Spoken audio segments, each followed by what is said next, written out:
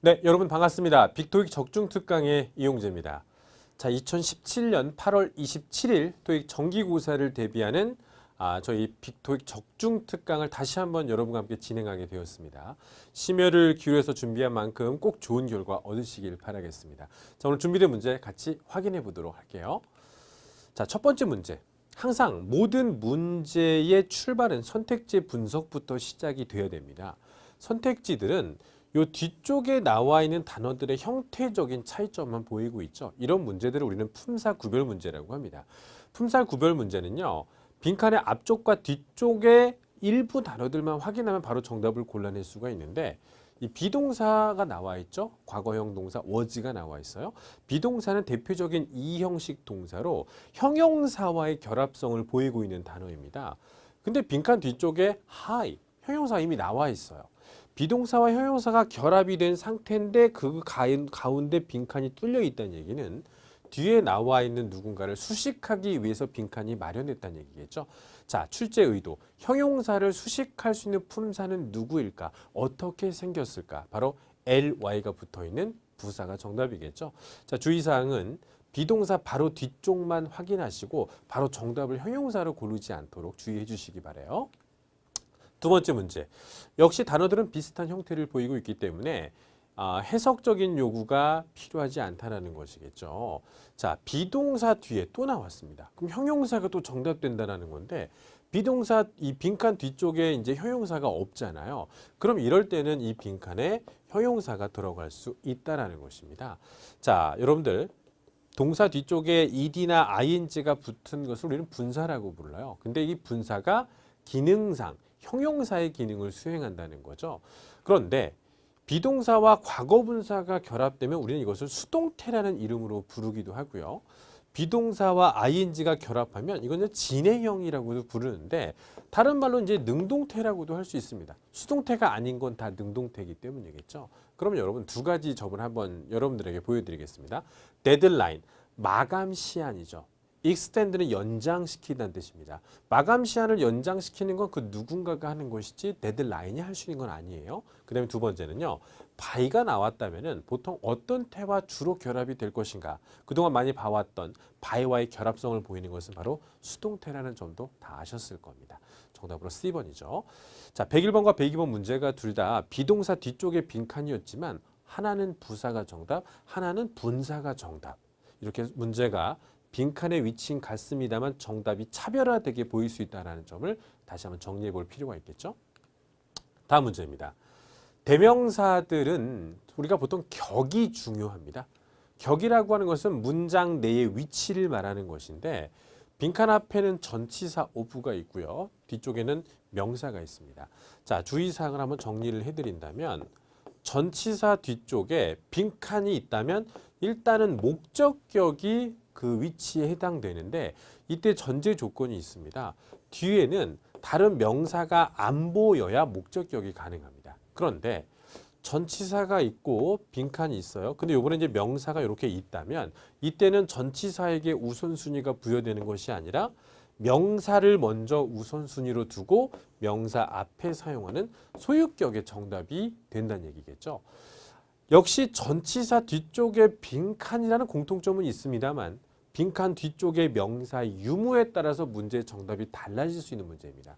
일단 이 문제에서는 patient, 명사가 보였죠? 그럼 이 두 번째에 해당되는 문제이기 때문에 소유격에 해당되는 her가 정답이 되는 문제였겠죠. 자, 오늘 제가 준비한 이 문제들이 하나의 빈칸으로 여러 가지 가능성을 따질 수 있는 문제들을 준비했다는 느낌을 아마 많이 받으실 겁니다. 또한 해석이 요구되지 않는다면 빈칸의 앞뒤의 단서를 이용해서 빠르게 정답을 고르자는 점도 다시 한번 강조를 드리겠습니다. 다음 문제입니다. 전치사들이 나와 있어요. 전치사들은 자체적으로 기능을 갖고 있는 경우가 한 50% 정도 되는 거고요. 두 번째는 특정 어휘와 결합해서 하나의 이디엄, 즉 수거처럼 사용되는 경우도 있습니다. 오늘의 문제의 결정적인 단서는 바로 이 deduct라는 단어와 결합할 수 있는 전치사를 골라내라는 의도였거든요.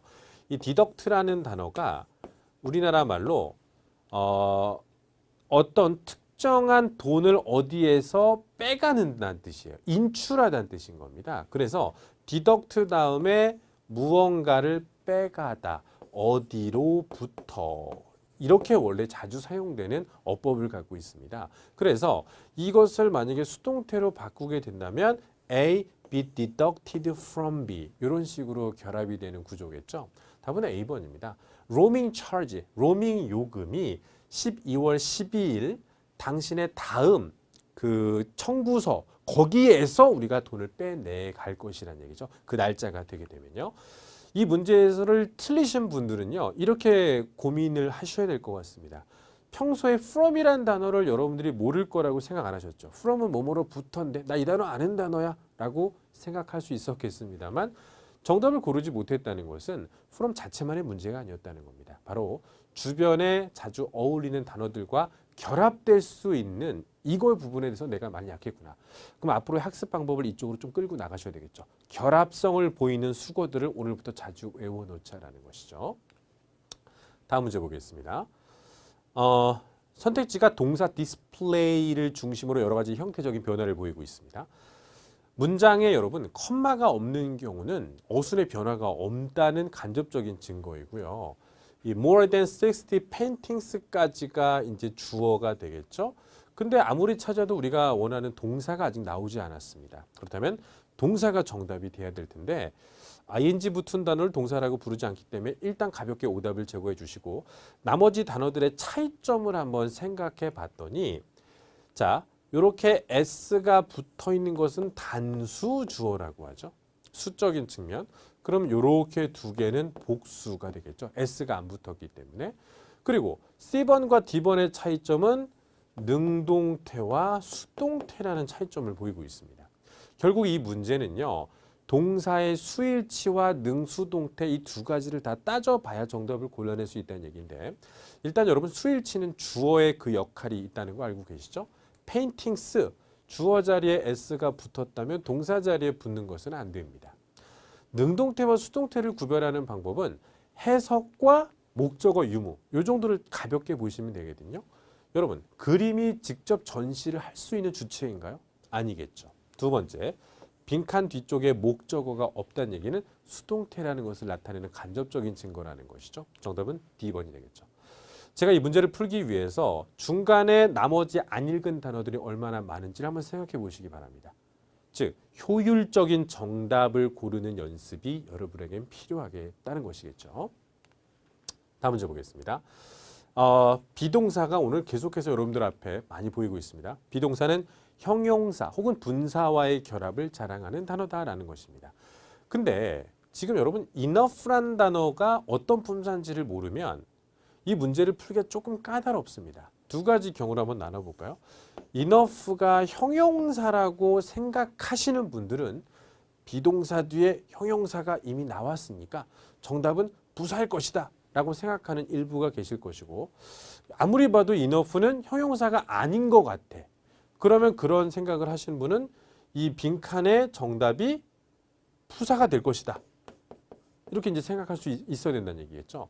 결국 이 문제는 enough가 그 열쇠를 쥐고 있었다는 겁니다. 여러분 enough는 부사예요. 그렇기 때문에 빈칸에는 비동사가 요구하는 형용사가 따로 있어야 된다는 얘기겠죠. 자, 형용사의 형태를 갖고 있는 단어는 C번과 A번입니다. 근데 이 ER이 붙고 안 붙고의 차이점은 비교급이냐 원급이냐의 차이점인데 비교급은 또 여러분 단독적으로 사용되지 않고 than과의 결합을 보일 때 일반적인 정답이 가능하잖아요. 없다면 정답을 clear로 골라내셔야 되겠죠. 자, 이 문제에서는 바로 enough의 품사를 네가 알고 있니? 라는 의도가 있었던 겁니다. enough는 부사로서의 품사가 강합니다. 그러니까 비동사 뒤에는 형용사가 온다.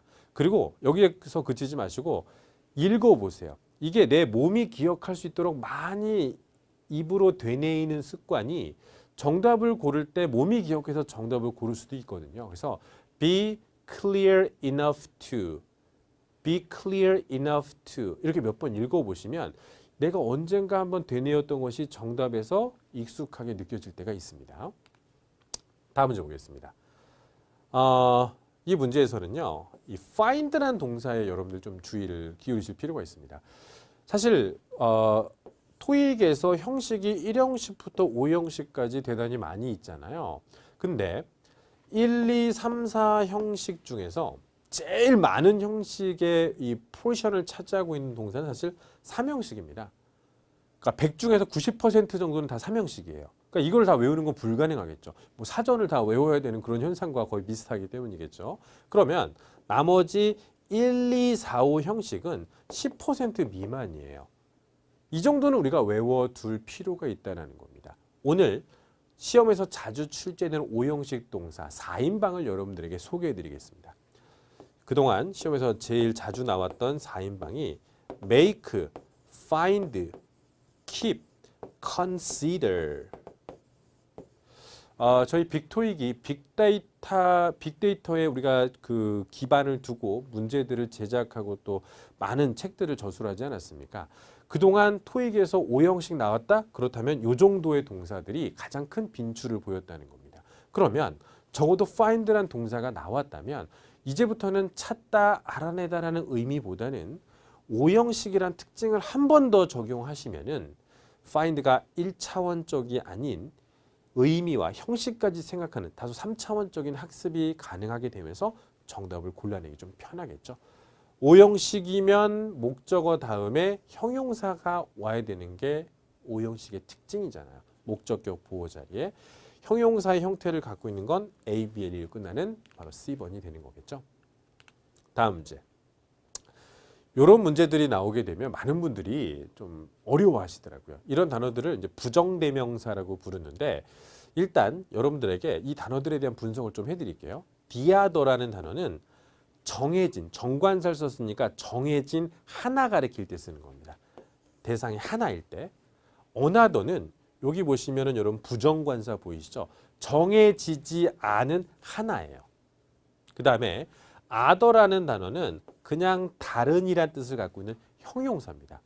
즉 A, B, D번은 다 대명사인 반면에 C번은 그냥 형용사예요. 뒤쪽에 명사가 없다면 정답이 일단 될 수 없다는 것을 먼저 말씀드리겠고요. one another 이건 이제 서로라는 의미를 갖고 있죠. 그래서 2명 이상을 나타내는 복수를 나타내는 그런 대명사입니다.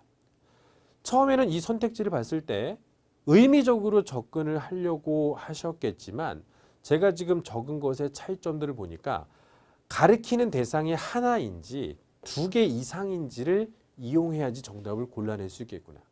또한 제가 이 단어들을 아까 부정 대명사라고 말씀을 드렸습니다.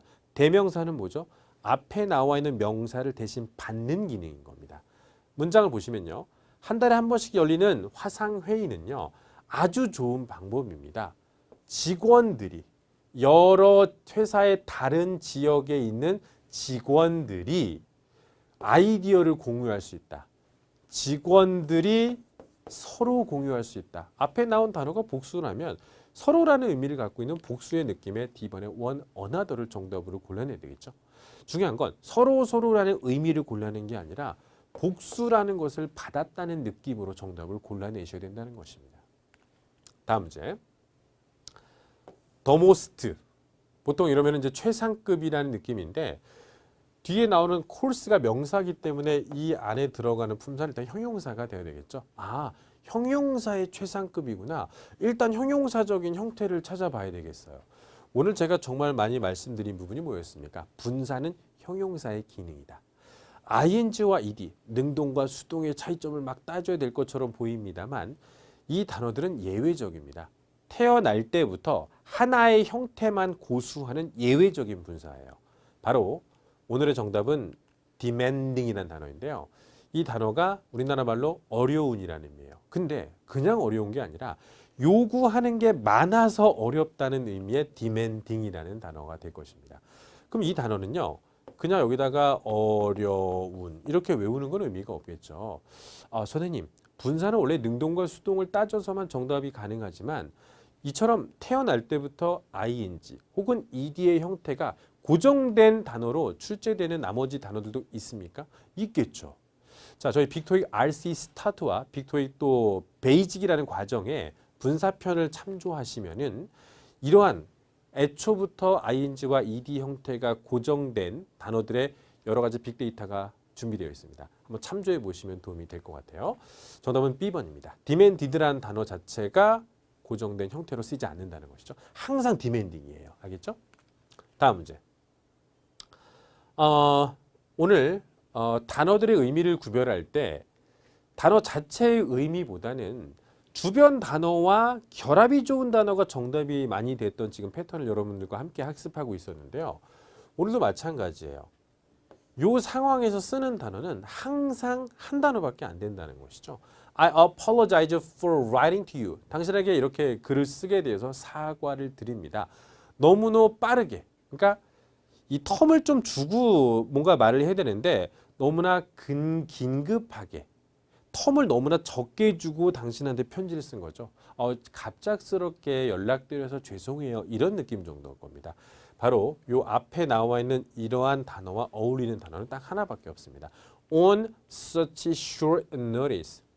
그렇게 짧은 사전 통보 기간 안에 이런 얘기예요. 그래서 노티스라는 단어는 우리나라 말로 공지인데 그 느낌이 사전 공지예요.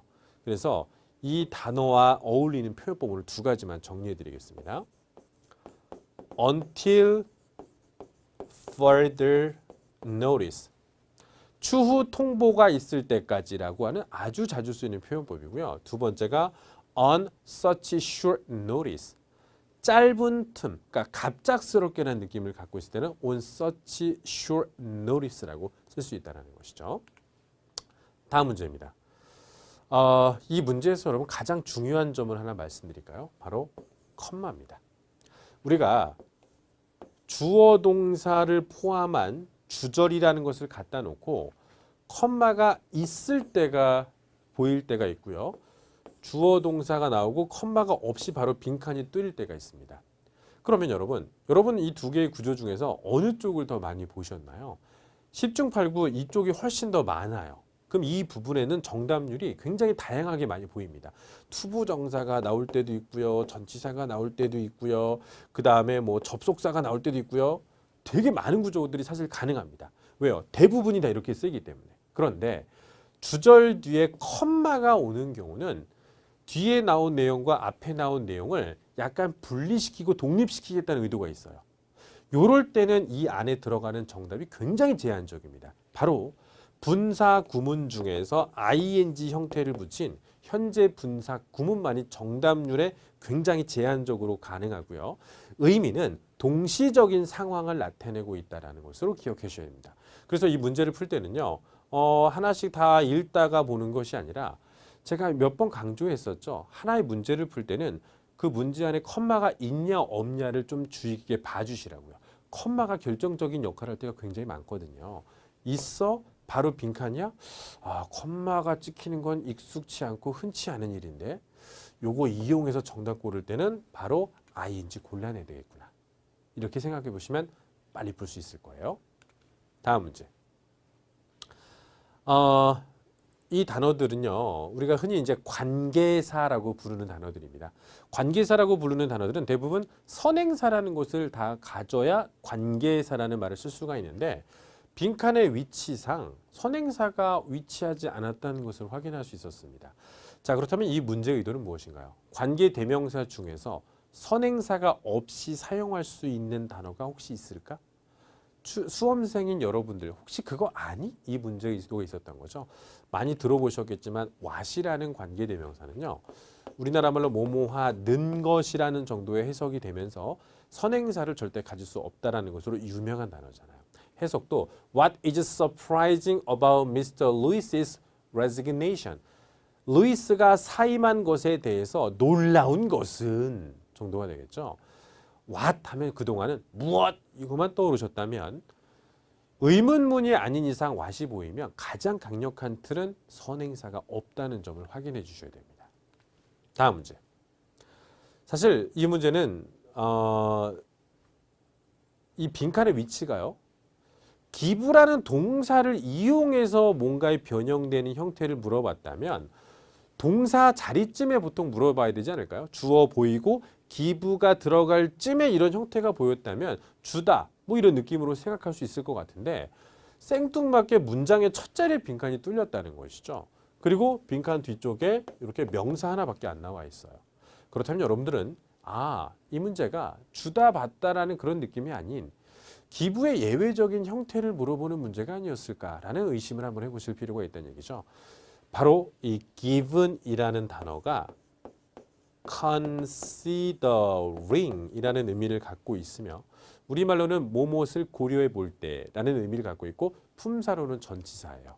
그러니까 give의 given이 아니라 그냥 given이란 단어 자체가 뭐뭐임을 고려해 볼 때라는 전치사로서의 존재성도 있다는 것입니다.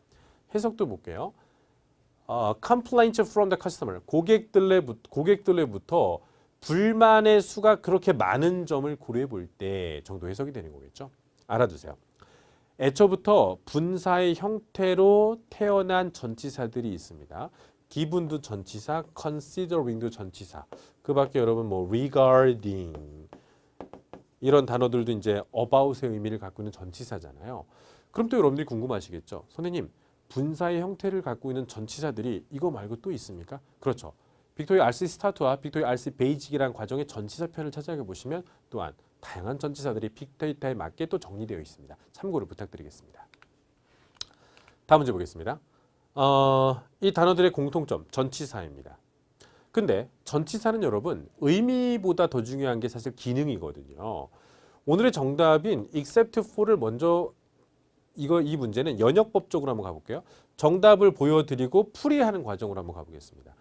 여러분들에게 이 단어는 뭐뭇을 제외하고라고 많이들 외우시잖아요. 근데 이 의미보다 더 중요한 게 뭔지 아세요? 여기가 더 중요합니다. 그러니까 난 진짜 문법 빼고 다 잘해. 누구한테 자기를 자랑하고 싶어요. 용재 씨는요 영어 잘하세요? 저는 문법 빼고 다 잘합니다. 그러니까 하고 싶은 말이 뭐야? 다 잘한다는 얘기 하고 싶은 겁니다. 그래서 except for가 사용되면요 제외되는 내용이 뒤에 나오고 이걸 빼고 나머지 다 이런 단어들이 눈에 보일 때 항상 정답률이 있다는 것이죠. all, every, any 등 이 전부를 가리키는 단어들이 눈에 보였다. except for를 고르실 준비를 이제는 하셔야 되겠죠. 기존에는 제외하고라는 의미에만 보이셨다면 이제는 all이 눈에 보이실 때가 됐다는 겁니다. 문장에 컴마가 없으며 주어 자리에 빈칸이 뚫렸다면 이 자리는 명사 자리가 확실하겠죠.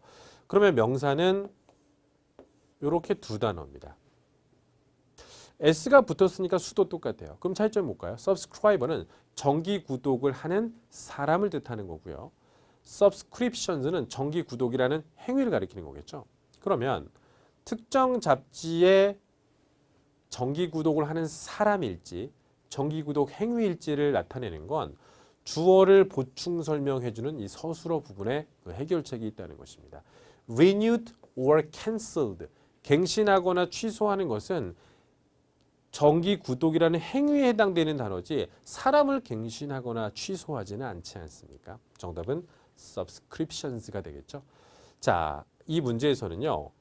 단어가 하나는 사람이고 하나는 사람이 아닌 것들이 그들이 선택지를 구성하는 아주 유명한 방법 중에 하나라는 것을 꼭 알아두시고 특히나 주어 자리에 사람과 사람 아닌 명사가 나왔을 때 가장 중요한 해결책은 서술어 부분에 있다는 것을 기억해 주시기 바랍니다. 다음 문제. 신토익으로 전환되면서 가정법 문제가 심심치 않게 보이고 있습니다. 가정법은 말 그대로 법이기 때문에 규칙을 공식을 여러분들이 외워놓지 못하신다면 아무리 이해하셔도 정답을 고를 수가 없습니다. 원래 법이라는 것도 법을 알고 외워놔야 적용하거나 써먹을 수 있는 것과 비슷한 논리겠죠. if를 중심으로 공식에서 가장 중요한 것은 바로 시제입니다. 우리가 어릴 때부터 외웠던 건 가정법, 과거, 과거 완료, 미래 이 용어에서도 여러분들이 느끼셨지만 가정법은 시제를 중심으로 한 법칙이 중요하기 때문입니다. 그렇다면 여기 나와 있는 시제가 과거죠. 그럼 이걸 가정법 과거라고 해요. 공식이 다음과 같습니다. if 다음에 과거 동사가 오게 되면은 뒤에는 조동사의 과거형과 동사 원형이라는 공식이 생겨납니다. 보통 여기를 보여주고 여기 정답을 골라낼 때도 있고요. 여기를 보여주고 여기 앞에 있는 동사를 골라낼 때도 있어요. 오늘은 supplied 과거형 동사 나왔죠? 그러면 조동사의 과거형과 원형 동사 나와 있는 걸 골라내시면 되는 겁니다. 앞쪽 단어만 보세요. 조동사가 있는 정답도 D번밖에 없잖아요. 이렇게 푸시면 되는 거죠. 다음 문제. 일단 이런 문제들은요. 이런 것들을 2%좀 이렇게 치환해서 푸시면 훨씬 더 도움이 되실 것 같습니다. although, if, because 이 세 단어의 품사는 접속사. due to는 전치사. 이러한 측면을 여러분들이 연습을 하셔야 될 것 같습니다. 처음부터 때문에 그럼에도 불구하고 만약에 이런 의미로 접근하시면 굉장히 돌아가는 문제예요. 그러니까 Part 5에서는 항상 의미를 따지기 전에 품사에 대한 구별을 먼저 해보시면 많은 혜택을 받으실 수가 있어요. 접속사라면 주어 동사가 올 것이고 전치사라면 명사가 올 것이고 결국 그 차이점은 동사 있니 없니 이거 하나 보면 정답이 나온다는 얘기죠. 빈칸 좀 뒤쪽에 읽어보시겠습니까? The great effort of all our staff. 아무리 봐도 동사는 없습니다. 정답은 A번. 근데 이 문제를 만약에 해석으로 접근하셨다고 가정을 한다면 얼마나 많은 시간이 소요됐을까요? 그 시간을 누군가는 독해 쪽에 쏟지 않았겠습니까? 생각해 보시기 바랍니다. 다음 문제. 관사가 나왔다면 이 안에 명사만 골라내면 되는 건데 명사가 어떻게 생겼는지만 잘 아시면 골라낼 수 있는 문제죠. 근데 emerge란 단어를 내가 평소에 몰라요. 그래도 명사들이 보통 마지막에 어떤 형태로 끝난다는지를 아셨다면 의미는 모를지언정 정답은 골라낼 수 있다는 겁니다. 뭐 ITY로 끝나고 TION으로 끝나고 ANC, ENC 이런 단어들로 끝나는 단어들이 보통 명사의 형태적인 특징이라는 것입니다. 뜻 몰라도 이 문제는 C번이 정답입니다. 하지만 정답을 고르고 나서는 의미를 알아두시면 도움이 되겠죠. 새로운 신기술이 지난 10년간에 걸쳐서 emergence 하면요. 원래 눈에 보이지 않다가 갑작스럽게 이렇게 부상하거나 출현했다는 얘기예요. 신기술의 출현은 업무 현장을, 업무 환경을, 업무 공간을 바꿔놓았습니다. 정도 되는 거겠죠. 다음 문제입니다. as라는 단어 뒤쪽에 빈칸이 뚫리는 문제를 하나의 패턴으로 정리를 하셔도 괜찮습니다. as 다음에는 원래는 주어 동사가 나오는 구조가 원칙입니다만 하나의 단어만 집어넣고 싶다면 분사만 집어넣으셔야 되고요. 그 분사도 무조건 과거 분사만 쓰기로 어느 정도 약속이 되는 상태입니다. 그래서 우리나라 말로 해석은 듯이, 처럼 이렇게 해석하는 과정이 되게 일반적이에요. 우리가 논의했듯이 as discussed, 내가 언급했듯이 as mentioned, 내가 요구했듯이 as required, as 다음에 쓸 수 있는 형태는 항상 pp다. 이게 우리말에서 보이는 어떤 일반적인 룰처럼 as와 결합하는 게 pp라는 것은 영어에서 자주 보이는 규칙이에요. 알아두시면 좋고요. 이 파트에 대해서 공부를 원하시는 분들은 분사 구문편을 참조하시는 게 좋습니다. 다음 문제. 보스와 and라는 단어가 A와 B를 연결할 수 있다는 건 다 알고 계시죠. 근데 빈칸 뒤쪽에 나와 있는 modern이라는 단어가 형용사예요. 그럼 이 안에도 들어갈 단어가 형용사가 돼야지 and의 기능이, and의 위상이 살아날 수 있는 거잖아요. 단어 중에서 형용사처럼 생긴 단어 바로 A번. 발음 어떻게 하죠? elegant, elegant가 아니고 elegant, elegant. 답은 A번입니다. 자, 오늘 여러분들에게 문제풀이를 하면서 제가 강조드린 부분은요. 굳이 해석이 필요하지 않은데도 그동안 내가 해석으로 많이 풀었구나. 그래서 내가 시간이 부족했구나 라는 점을 좀 인식하시고 선택지에 대한 분석이 시간이 좀 걸릴지언정 이 연습을 많이 하게 되면 출제 의도를 파악하는 데는 더욱더 많은 도움이 된다는 점을 꼭 기억하시고 앞으로의 학습 방향에 한번 이어가 보시는 게 어떨까요? 좋은 결과 얻기를 바라겠습니다. 지금까지 이용재였습니다.